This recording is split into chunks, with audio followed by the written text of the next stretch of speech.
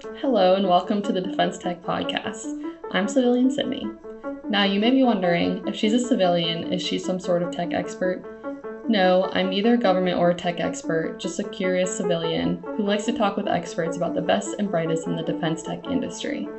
We're in the middle of our DoD Critical series, where I'm sitting down with the hubs of Microelectronics Commons to discuss their expertise in critical tech areas and their plan for innovating the semiconductor industry in the US. We are on the fourth episode, and today I'm talking with Fred Kish and John Muth from the Commercial Leap Ahead for Wide-Bandgap Semiconductors, or CLAWS, hub. We discuss, you guessed it, commercial leap ahead technologies. Fred Kish is a renowned engineer who has made significant contributions to the field of optoelectronics, particularly in the development of high-performance LEDs and integrated photonic circuits. His groundbreaking research has led to the commercialization of numerous products, generating billions of dollars in revenue and revolutionizing the telecommunications industry. He is currently a distinguished professor and NNF Director at North Carolina State University. John Muth is also a distinguished professor at North Carolina State University, and he specializes in wide-bandgap semiconductors and their applications in various technologies, including LEDs, lasers, and power electronics. His research has led to significant advancements in these fields, and he has also made valuable contributions to national security and the entrepreneurial ecosystem. Thanks for tuning in and enjoy the episode. All right, so hello, John and Fred. Thank you so much for coming on the podcast today. I'm so excited to learn more about both of you and about the CLAWS Hub and all that it has to offer. Could you start by telling us a little bit about yourselves and your experience in the defense tech industry? So I'm John Muth. I'm a professor at North Carolina State University. I actually started my career as a naval officer on submarines, and in the course of doing that, I got to go on deployments. I got to take a submarine and put it back together in a shipyard. This was back in the Cold War era. After I left the Navy, I got a PhD in physics, and while in graduate school, got interested in the area of wide-bandgap semiconductors.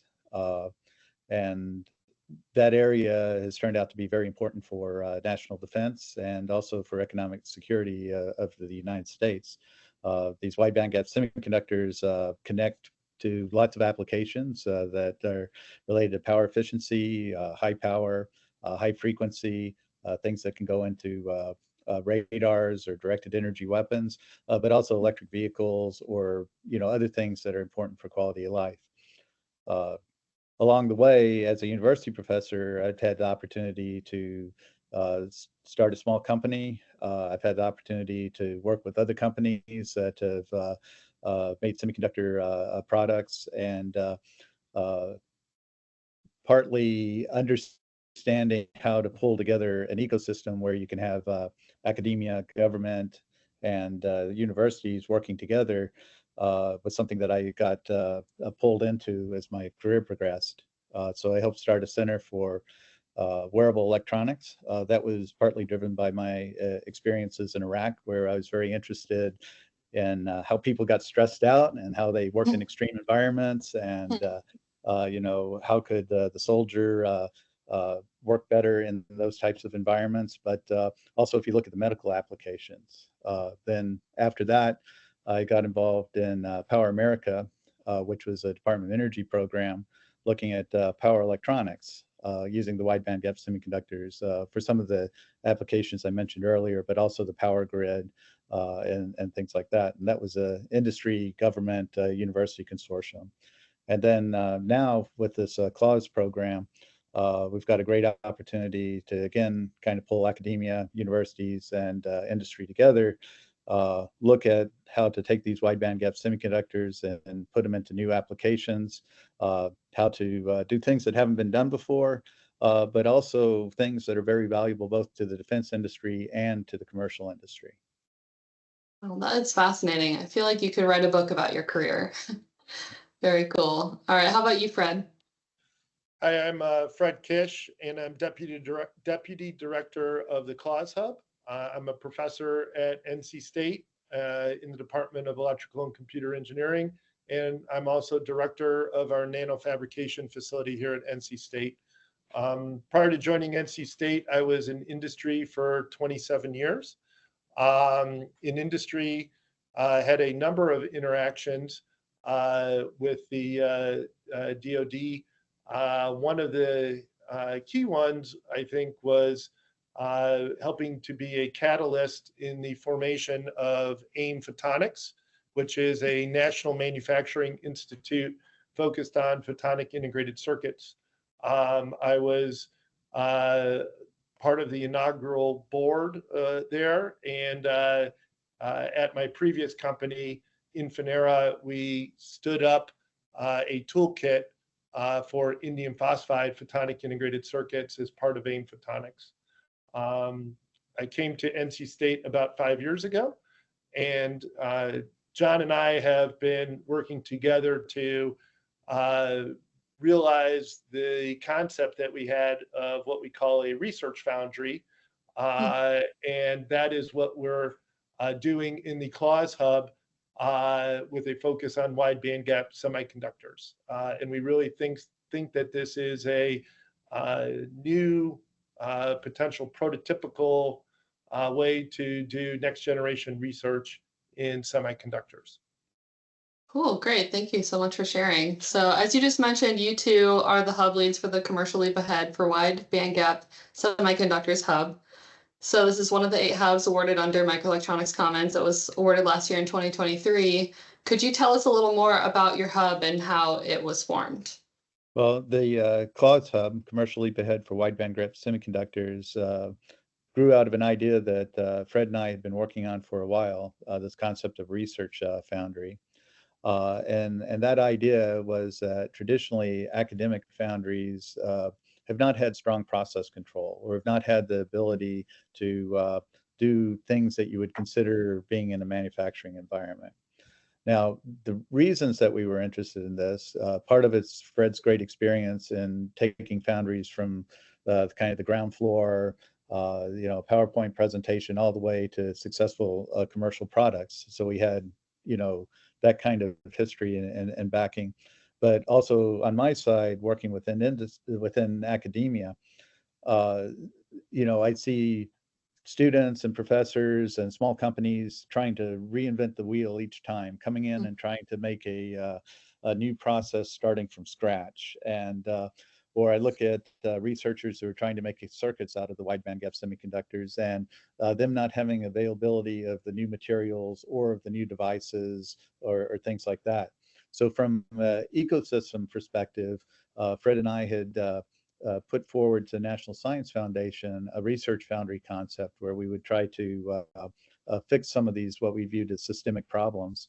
And we were viewed as being a little bit too expensive for a National Science Foundation at the time. We made it kind of to the finals. And the long story short was that we weren't able to implement that idea with the National Science Foundation, but we were very well prepared that when this opportunity came up with the Department of Defense, and when the things that we had been thinking about, the priority had been raised by the country in terms of wanting to compete more effectively with China, that we kind of had a plan where we could focus very strongly on wide bandgap semiconductors and meet kind of specific goals to solve these kinds of specific issues to kind of accelerate R&D of these materials. Fred, would you like to comment, add? Yeah, no, I think the only thing that I would add to that is, one of the key benefits, as you said, is not reinventing the wheel. So what we seek to do in a research foundry is have an underlying set of capabilities, not just at the process, but full integrated device flows and circuit flows that can be modified at the individual process level, what we call process blocks, so processes that work together, or full flow, and that we know those processes well enough in advance that if you vary them, at least within a reasonable degree, you can predict their outcome, which is a much harder task to do than what's done in most foundries. So it requires a much deeper understanding. With that capability, we then have a platform that researchers can come in on and innovate in the area that they think is most impactful, and not have to maintain the full underlying process. And that then gives people the ability to focus on the area they want to innovate, and they can rely upon the rest being controlled and predictable. And we're also then flexible enough to even go in areas where we don't understand necessarily a priori what the output would be, but we allow that flexibility within the foundry. And with that, we think we provide the most capability for researchers to come in and really use and do what they're best at in the area that they're best at. So we think that this ultimately leads to more efficient research, faster learning cycles, and as well as a key metric has been highlighted in the ME Commons, which is a substantial reduction in time from lab to fab, or from the research and development area to the pilot and manufacturing arena. And that's because we're starting with a process capability that is controlled and monitored and maintained. And that's done in many ways like you would already do in a commercial sense. And that really reduces things like time to transfer, time to volume, time to yield. Great. Yeah, that makes sense. So you really just kind of dove into your hub's mission and what you're getting after. But if you could describe it in a couple words, or maybe like a tagline, what would you say the Claws Hub mission is? Well, I think it's really to maintain U.S. leadership in wide-bandgap semiconductors. We're fortunate at NC State that we've had a lot of technologies developed here that led to wide-bandgap semiconductor companies and industry.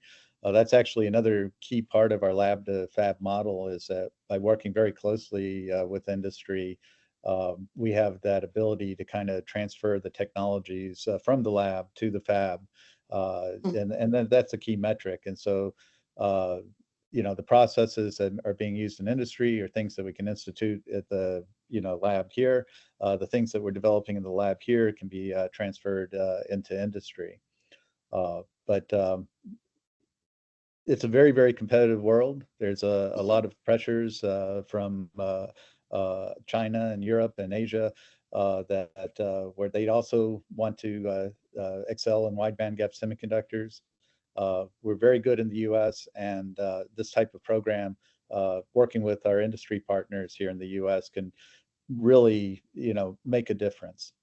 So as the name implies, your hub is focused on the commercial leap ahead tech area. So what would you say your hub specifically brings to the table for this tech area, maybe opposed to some of the other hubs? Well, I think that our hub is very, very focused, and that focus on wide bandgap semiconductor may seem narrow, but we have the ability with that to be able to excel and work with world-class companies. We have 5 different areas: silicon carbide. We have Coherent and General Electric, or GE Aerospace, working with us. With the 3 nitride RF, we have MACOM, which is a world-class company, and we also have local partnerships in the area with Wolfspeed. If we take a look at our 3 nitride power effort, we also work with companies like MACOM, Lockheed Martin, EPC Space, and others. And then 3 nitride photonics, working with Blue Glass. A final area is in ultra wide bandgap semiconductors, where we work with emerging materials like gallium oxide with Kyma Technologies, and then making devices out of diamond, which is an area where Coherent has existing expertise. So if you take a look at that focus and kind of the application spaces that grow out of it, and how we've constructed a supply chain approach where we can go from the leaders who are making the wafers and the epitaxy to the experts that are making the devices and can produce those devices at volume, understanding how to package and build those devices into circuits. Bringing all that together positions us very uniquely to be able to tackle some tough problems for the Department of Defense, but also problems that connect very well to the commercial sector. In some areas, this commercial sector is taking off, and it's actually hard to do research in certain niche areas that are important say for Department of Defense or important for, say, high voltage power applications. So with our approach, we can kind of pick and choose and target high value niche applications and solve very specific problems. And the thing I would add to that is our foundational partners are, we think all, amongst the top 1 or 2 companies in the world in their areas. And we really worked to identify and build that team to work together in a very tight-knit way. So we have a foundational, very strong but small partnership, because candidly, building semiconductors requires a lot of intimate, detailed work. And to do that in a large distributed manner is we think, a challenge that is maybe not the best way to approach it. So we really focused on having that core foundational, world-class, albeit small, partnerships that can integrate together. And then we look to then build a user base or other people that can contribute on top of that foundation, on top of that. And we think that that foundation is really what is core to that research foundry concept. It really differentiates us from a lot of hubs. Right. Absolutely, well said. So I'd love to hear about the projects that Claws was awarded recently in the first round of project awards under Commons. Would you be able to give me a brief summary of some of these projects? Sure. We have 4 projects. We have 2 projects that are related to high frequency devices, RF devices that are made out of material gallium nitride. The one project is directed at looking at how to make those devices work better in avionics systems and in satellites and in radiation environments.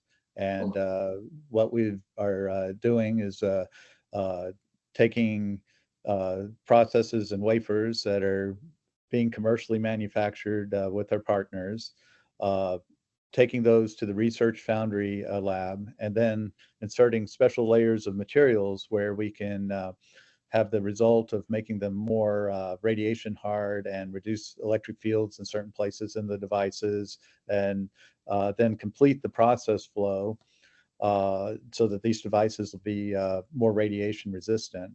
That's a partnership and a strength where you've got that industry university interaction, but the national labs are also an important part of that. With Sandia also participating and being able to produce the layers, and then NASA helping us with the space and radiation type testing. Oh, cool. And so, again, this ecosystem and being able to bring things together is an example of one project for radiation hardness of RF devices. The other RF project is looking at increasing the capability by using a slightly different composition of materials within the devices. That's a emerging growing area in the area of wide-bandgap semiconductors. That takes special talents. It took a lot of research at one of the national labs, taking that out of the lab and moving it into a commercial environment. Lets us try to make those devices a little bit different with this new capability. But there's a lot of work to be able to make sure that those devices can work at the higher frequencies that we desire, be able to not suffer certain problems that we have to avoid to be able to have those devices work well. And so that's another RF gallium nitride project. The third and fourth projects are related to high voltage devices. With Coherent and GE Aerospace, we're making devices that work at 6.5 and 10 kilovolts. So if you think about your wall voltage, that's at about 120 volts. And if you think about the highest voltages in your electric vehicles, those are maybe around 1700 volts for some of the new electric vehicles. So these devices are operating at what you might consider extreme voltages, but can be very important for systems that are related to the power grid or to microgrids or to the shipboard buses on submarines and ships. or directed energy type weapons. And the advantage of this project with Coherent and GE Aerospace is not just trying to make the usual planar type devices, but making a new class of devices that are called superjunctions, where our partners really are leaders in that area. The final project is also a high voltage project. In that case, the new material, gallium oxide, has some advantages over silicon carbide in that thinner layers could make potentially higher voltage devices, and potentially the devices could be a lot cheaper. But it's an earlier technology. There's a lot of work to be done. There's a fundamental problem with gallium oxide in that it doesn't conduct heat as well. So in this project, we're going to demonstrate 6.5 and 10 kilovolt devices using this new material, but also have some new techniques to be able to remove the heat from those devices, which would allow them to be used in conventional systems. Again, it's partly our partnerships and leaderships that we have with our other companies and universities that is really making this work. Okay, I have a question, and apologies if I should know this already, but your hub members and the organizations that are leading these projects, are they doing this research and this work like on site, or do you have partners with laboratories where they go and do the work? How does that work with the projects? We have a hub and core model, and depending on the individual project, we have different concentrations of expertise, either here at NC State in the research foundry or at the companies. And so for the 3 nitride devices, a lot of that work can be done here at NC State. For silicon carbide, we often work outside of NC State, although we have capability here as well. And so it depends on project by project. Okay. Do you two ever get a chance to get in the lab? Not as much as we would like sometimes, I think. Yeah, but this program is also very rewarding because we have education and workforce development components. And that lets us, not only interact with our PhD students and undergraduates as we normally would do as a professor, but, we build out programs that we can work with community colleges, and we're building out programs where we have K through 12 events and stuff like that. So we still get to interact with people of all types, and we get to do all kinds of fun experiments, especially with the middle school and high schoolers, as well as do the kind of tough, hard science experiments in the university labs. John is pretty modest. He's also very hands-on, and you can find him in the lab often, even on weekends and things like that as well. So. Oh, cool. And you brought up the aspect of workforce development. I'd like to talk about that a little more. Why do you think the Commons program has made this such a large aspect of the efforts? So if you take a kind of historical perspective on things and you go back to the 1980s, you had a lot of people wanting to get into electrical engineering because of computers and computer chip design and things like that. And over the years, we've had a lot of technologies kind of go overseas. And as that happened, a lot of foundries and a lot of the ability to make chips went overseas. And so we have a little bit of a gap in the workforce where what we need to do as a country is we bring these technologies back to the United States, is that we also need to have the people who understand the technologies, understand how to build out the fab, how to make the chips. And I'd say it's not just about people in bunny suits working in clean rooms, but you also have to have the people that are able to design the chips and be able to set out those designs and work. And then you have to have the people who can take the chips and can build them into circuits and that type of thing as well. So we're short on people, and there's a lack of awareness that these are very good jobs, and there's a lack of awareness that there's a lot of opportunity here. So that's maybe long rambling way of saying that we have a lot to offer people career-wise. Fred, you've got a lot of industry experience. How do you view the needs? Well, I think, one of the things, as you said, is a real lack of awareness, right? I think we've evolved over time where, there's a lot of interest in, things that are, not very hardware centric, right? In that way. And because that is viewed as, where it's maybe easiest to, have, really good jobs and good careers. But I think, because we've offshored a lot of this capability, we've really lost that awareness. And what semiconductors provides is really a pretty amazing fusion of different disciplines. From materials to electrical engineering to chemistry to physics to computer science, and so there's room for people with deep expertise or broad expertise or both across many different types of jobs like John described. And that really creates, I think, a pretty fertile ground for people from various different capabilities and interests to come in, and a very fertile ground for innovation and opportunity. But we have to rebuild that capability here, because you need a sufficient infrastructure to be able to do that. You can't do that all on your own, per se. And that's why we think, part of what we're doing in, the microelectronics commons and in, rebooting semiconductors in the US is so important for those opportunities.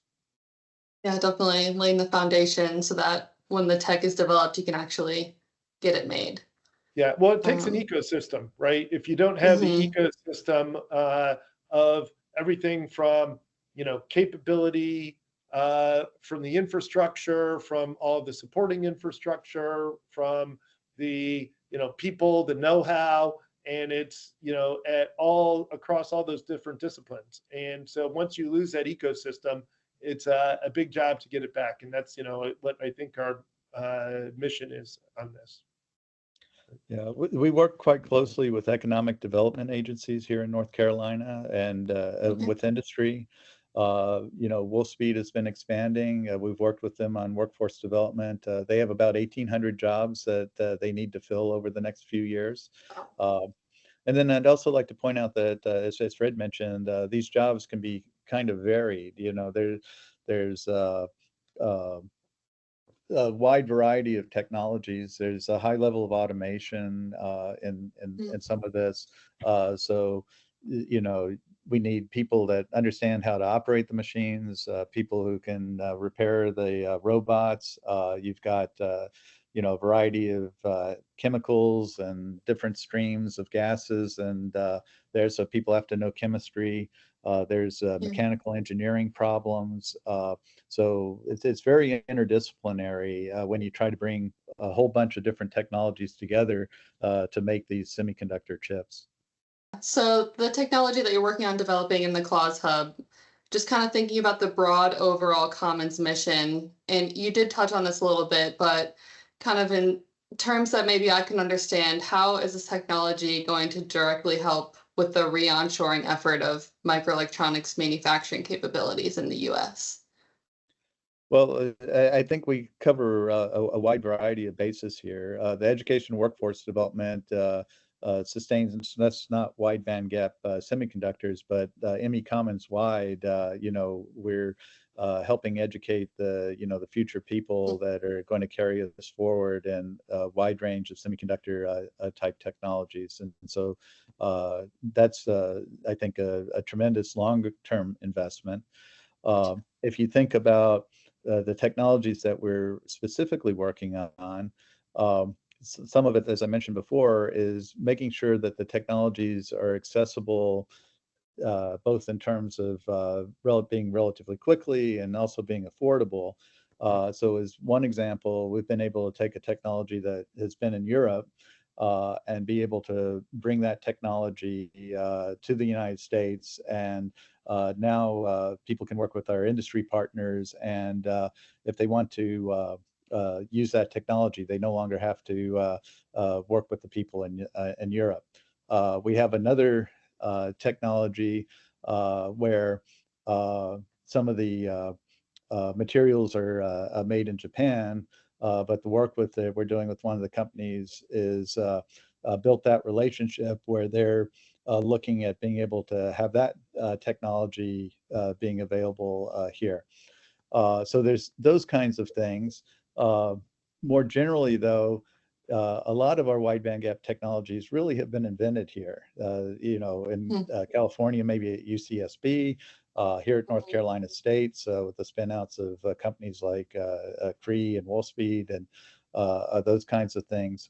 And some of us U.S. investment is in the area of wide bandgap semiconductors is really helping us maintain that lead and making sure that we've got the ability to manufacture and outcompete the rest of the world in this particular area, which is particularly important because of some of the applications and the rapid market growth.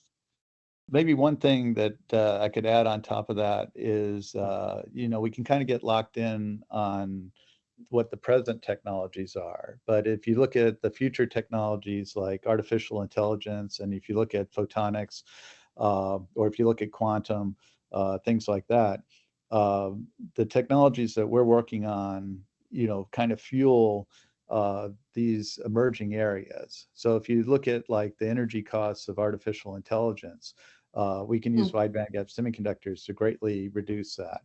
Or if you look at the next generation of supercomputers, you need to be able to transfer information within the computer extremely rapidly.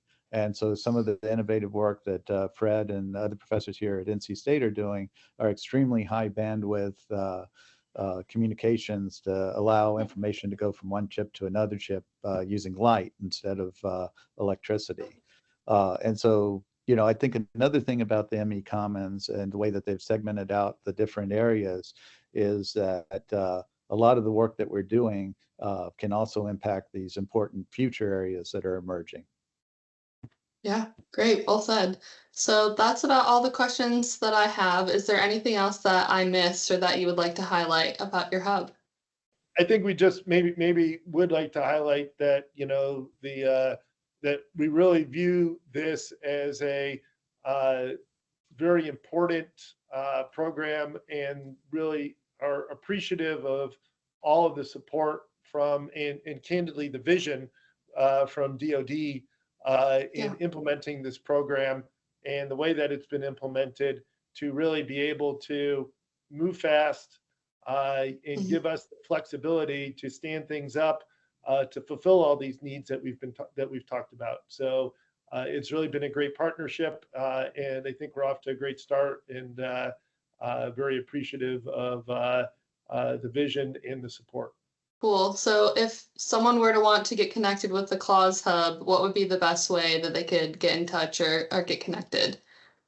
Well, we have a Claws website, claws at ncsu.edu, and that's definitely one way. Certainly, the Microelectronics Commons website also has ways to link with us. And then both Fred and I are in the book, so to speak. You can find us on the North Carolina State website. And John's home address, by the way, is. And we are looking for expanding our opportunities. Part of our strategy has been to have a core group of world-class professionals. But as we build out this program, we've grown from a small number, of under 10 kind of partners to now we're well over 20, and we have interactions with probably about 100 companies and organizations in terms of having discussions and interactions with them. Yeah, absolutely, a lot of opportunity there. Great. Well, thank you both so much for coming on. Learned a lot. Thank you for letting me say my bad jokes. And looking forward to talking more in the future. Excited for your hub. Fantastic. And we appreciate all the DoD have been in the effort that they've been putting into this. It's really been fantastic and forward looking for government to put this type of attention on this critical problem.